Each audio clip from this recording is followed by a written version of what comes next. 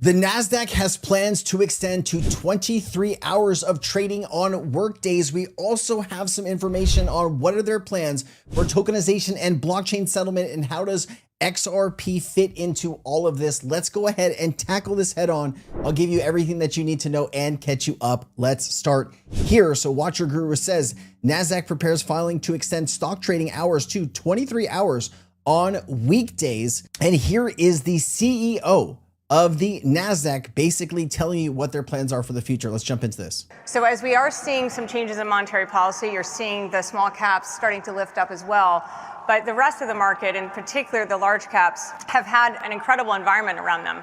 There is an incredible technology that is coming. It's on the scene. It's extremely early, but it's already having effect. I think that people, as a general thesis, tend to be very excited and enthusiastic early.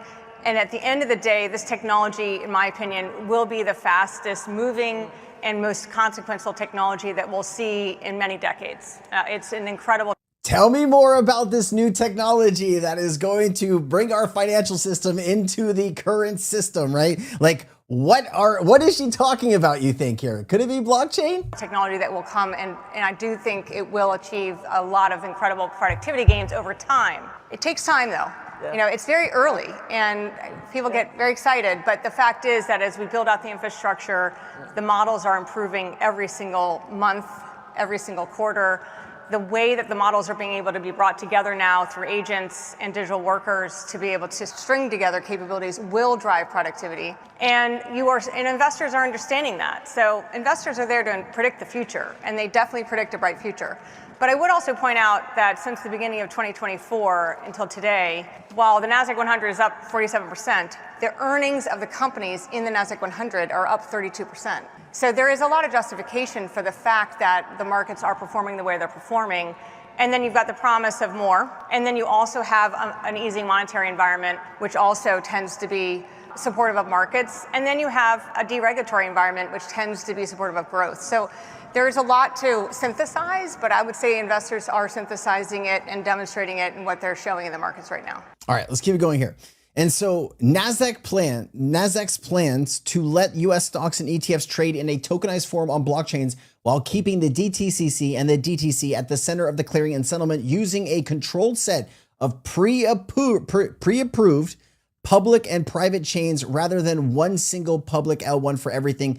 The first wave is about mirroring today's market structure with QSIPs, DTC custody, broker-dealers on chain, then gradually expanding trading hours and settlement speed. So the first move was all of this, and then expanding trading hours. Okay, we are seeing the next steps here, right? We're following this bit by bit. What the NASDAQ is actually doing, the NASDAQ has filed with the SEC to list and trade equivalent rights, tokenized shares and ETPs that are fully fungible with existing securities and share the same QSIP rights and protections as traditional stocks. These tokens sit on blockchains, but will ultimately be backed by positions held at the depository trust company, which then debits its internal ledger and issues corresponding on-chain entities into DTCC registered wallets. NASDAQ's filing leans on the new 3-year no action approval granted to the DTC and the DTCC, which authorizes a tokenized service for stocks, bonds, treasuries, and index ETFs on selected blockchains. Hello. NASDAQ's role is to route orders, match trades, and integrate tokenized and traditional shares on the same order book, while the DTC remains the golden source of ownership and the post-trade settlement engine. How settlement will work operationally: when a DTC participant wants to tokenize form, DTC moves the securities into a digital Amoebis account and mints a tokenized entitlement into a blockchain wallet, then has been pre-registered with the DTC. Those tokens can only move between the DTC registered wallets, with the DTC holding a root wallet that can reverse or amend transaction in cases of error or misconduct, making the overall system permissioned, even though the underlying chain is public. Settlement for tokenized NASDAQ trades will, at least initially, still anchor to traditional cycles T+1, while the infrastructure and risk models are proven, though the explicit policy goal is to move towards continuous extended hours, a 24/7 trading with much faster settlement as tokenization scales. The SEC's no action letter requires the DTCC to report quarterly data on which blockchains are used, volumes, outages, and reversals so regulators can closely monitor. So we're going to get data. Once they start to do this, we're going to really start to understand which blockchains are being utilized the most here.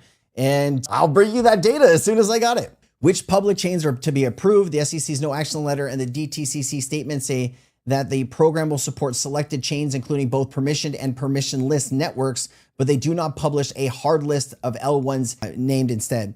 A chain must satisfy the DTCC's technical and governance criteria, throughput, finality, security, and upgrade control, and the ability to enforce a permission wallet layer with the DTC registered addresses and a supervisory root wallet. It does talk about commentary around the program, makes it clear that Ethereum and enterprise EVM networks are a natural early candidate because they already underpin many institutional tokenized pilots and then been deployed in both public and permission forms. The DTCC's broader digital asset work and patents explicitly mention multi-chain interoperability and reference public assets like XRP and XLM as components within a cross-chain digital liquidity token framework.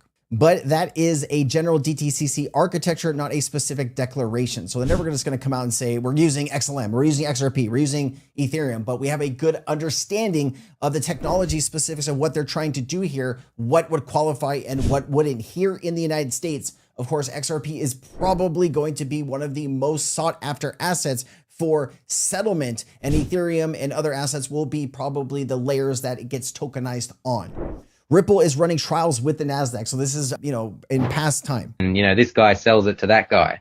That's essentially, what the stock exchange does. So if you can have a common ledger to be able to exchange those IOUs at, then that certainly makes sense. And there's examples of Korean banks partnering with local, Bitcoin companies for the settlement.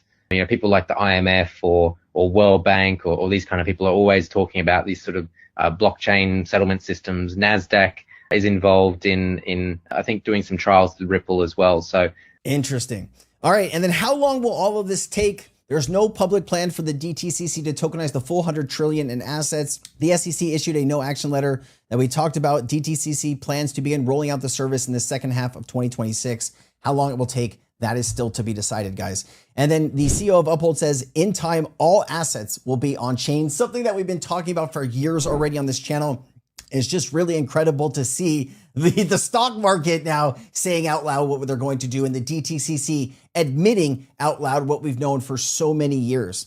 And it says the biggest players will be there: Citi, BNY, Swift, DTCC, Invesco, Fidelity, Pantera, Moody's, Coinbase, BlackRock, Bloomberg, Broadridge, JP Morgan, S&P Global, State Street, Wisdom Tree, Goldman Sachs, Bank of America, Societe Generale, Franklin Templeton, and McKinsey & Company. The future will be a tokenized one, and the assets that we hold currently will eventually reach a utility value that we can all hopefully do whatever we want with our lives, right? And this is the CEO of Securitize talking about a tokenized world. We're very, very, very, very early. We've tokenized almost nothing compared to the possibilities of tokenizing. Like today, the entire tokenization industry depends which metric you look at and which people you believe that they're really tokenizing thing versus just having a vanity metric is probably $25 billion.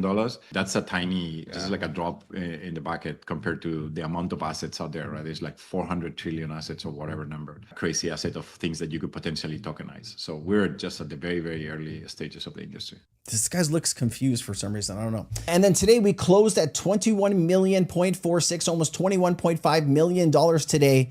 We'll be seeing the XRP intake later tonight. So more XRP disappearing out of thin air through these ETFs. It seems that the supply shock is beginning to accelerate. Here you go, man, every single day, 15 million, 20 million, 30 million. The hidden pipeline between BlackRock and Ripple is now visible. BlackRock's Buildo goes multi-chain via Wormhole. Ripple officially integrates Wormhole into the XRP ledger. BlackRock's tokenization stack is powered by Securitize, a platform backed by Ripple. Ripple's RLUSD expands cross-chain using Wormhole's NTT standard. That's not speculation. That's infrastructure alignment. This is how it actually works behind the scenes. BlackRock tokenizes real-world assets. Wormhole handles the institutional grade interoperability. Securitize manages compliant issuance and custody. XRP becomes the settlement rail. XRP becomes the liquidity layer. No press release will ever say BlackRock uses XRP. Instead, they're wiring the plumbing so value, liquidity, and compliance flow through Ripple's rails by design. This isn't a partnership headline. It's a capital markets architecture quickly locking into place. When tokenized stocks, funds, and treasuries start moving at scale, the demand won't ask for permission. It will pull liquidity straight through the XRP ledger. That's how supply shock happens. That's how exchanges dry up. And that's how the biggest players move between retail. That's how the biggest players move before retail even realizes the system is live. This isn't hype. This is the backbone of the next financial system snapping together, and Ripple is right in the middle of it. And of course, we do have this clip from the Kwok brothers. This is, I can't remember the first name. I do apologize. Let me play it. Much for having us on, Jill. You're absolutely right. Over the past couple of years, we've seen stable coins absolutely rise. We've had USDT, so Tether, we've had USDC. Sorry. But I think that there's a couple of really interesting ones. For example, RLUSD by Ripple, which is bringing a very institutional first approach. So this is a stable coin which has its own niche. And I think what we're going to start to see is all these different stable coins find their own niches. So we're going to have stable coins which are very institutional, focused on, for example, like RLUSD on being adopted by those institutions. We're going to have ones which are more focused maybe on consumers. Ripple has building out the infrastructure for the new financial system for over a decade. They are in the room with regulators setting the policy globally, and here in the United States, betting against Ripple and XRP is betting against the new financial system. Take it or leave it, guys. Honestly, I know the price hasn't moved and it's down a bit, but can you see what's going on here? The entire world is about to go through a transformation, and owning some of these assets like Ethereum and XRP and Solana is owning the new financial system. All right. If you got any value, you can like, share, leave a comment down below. Thank you so much for your time. I will see you in the next one. This is the tokenized future, the NASDAQ, the DTCC, and how Ripple and XRP are fitting into all of that.